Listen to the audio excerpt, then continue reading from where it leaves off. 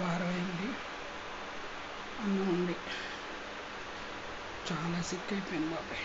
చలికో మరి food poisoning ఏమో కానీ బయట ఫుడ్ తెలియదు కానీ కంటిన్యూస్ లూజ్ మోషన్స్, లంగాల్లో అయిపోవడం, బాత్రూమ్కి వెళ్ళే వరకు ఆగకపోవడం, తర్వాత వామిటింగ్స్, జ్వరం.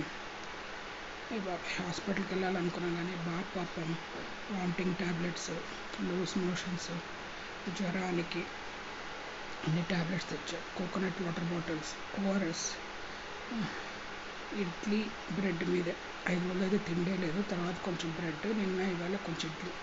ఇప్పుడే 1 వీక్ తర్వాత అన్నం వండుతున్నా. సరే కొంచెం అన్నం వండి ఉల్లిపేసి ఇలా పోపన్లా చేసుకుందాం. నోరేమో రుచి లేదు, నాలుగు లేదు. ఎంత నీరసంగా ఉందంటే ఇవాళ కొంచెం కూర్చోగలుగుతాం. ఏం హ్యాపీ న్యూ ఇయర్ కానీ బాబాయ్ 8 days నరకం చూసాం. సాధారణ ఎప్పుడు సిక్ అవ్వను, చాలా జాగ్రత్తగానే ఉంటాను కానీ ఒకేసారి అన్ని మోషన్స్ అయితే కంటిన్యూస్ నాన్ స్టాప్. నీరసం అయిపోయి వెళ్ళలేను బాత్రూంలోకి. ఇంకా డైపర్స్ కూడా వాడడం మొదలెట్టాను బాబు. అలా అయిపోయింది నా పరిస్థితి.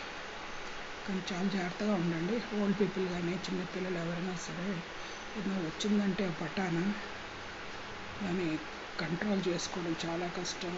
అనుభవించని కాబట్టి చెప్తాను. ఇప్పుడే చిన్నగా ఇంత కొంచెం అన్నం పెట్టుకుంటున్నాను. రాత్రికి 8 అయితే కొంచెం రసం పెడతాను, చూస్తా. ఏదైనా ఆలు కొంచెం ఫ్రై చేసి రసం కొంచెం అన్నం వండేసి తినేసి పడుకుని పోతాం. మళ్ళీ ట్యాబ్లెట్స్ వేసుకోవాలి. ఇప్పుడే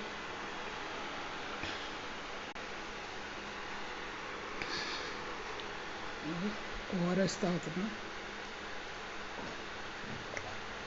కూర్చోడానికి కూడా ఓపిక లేదు. తగ్గాక ఇంకెడంకాలు చూపించుకోవాలి. ఆల్రెడీ 2 హిప్స్ ఆర్టిఫిషియల్ ఉన్నాయి, ఆపరేషన్ అయింది. రైట్ నీ ఆపరేషన్ అయింది. ఇప్పుడు లెఫ్ట్ నీ కూడా చూపించుకోలేమంటారు డాక్టర్. కిమ్స్కి వెళ్ళాలో సన్షైన్ ఏమో కానీ రెమటాలజిస్ట్కి వెళ్ళాలి. ఇంకా ఆపరేషన్ అంటే అది కూడా అంతే, 1 week మళ్ళీ హాస్పిటల్లో ఉండాలి. అప్పుడు నార్మల్గా నడవగలుగుతారు. ఇది నెక్స్ట్ వెంచర్. ఎన్ని ప్రాబ్లమ్స్ అంటే ఏ ఆడదానికి ఇట్లాంటి ప్రాబ్లమ్స్ ఉండదు.